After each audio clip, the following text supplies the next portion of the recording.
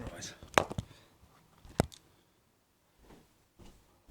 Hello, I'm Nunchaku Taylor. If you're new here, please do subscribe. Please do leave us a like and a comment. I'll be sure to get back to you. Today we're going to go over a horizontal aerial variant. Okay, so it goes under the leg. So if you haven't got this move down, okay, which all this move is a variant of that. I'll check it down below. The move looks like this. So it goes under your leg.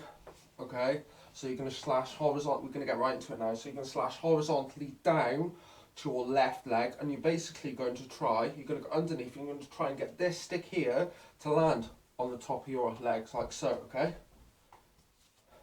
This is the first stage to be able to do this move. Okay, so I'm going to break it down stage by stage. So hopefully, you will be able to do it by the end. Okay. Right, now what I want you to do, okay, is bearing in mind you want the aerial to be coming this way so this hand can catch it. So what you're going to do, okay, is you're going to basically exactly the same move, but I want you to let it go. And I want you to try and catch the rope.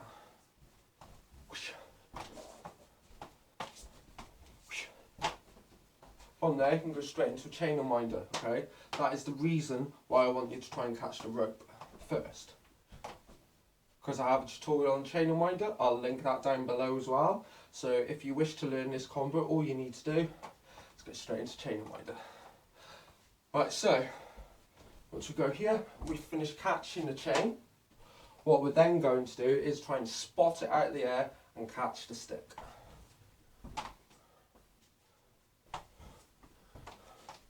Bearing in mind it's that upwards lift which is going to hop it onto the other side.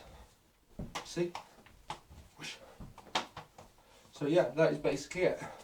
From there, you can go straight into the opposite leg aerial here, so you can go from here, say, to here, to here.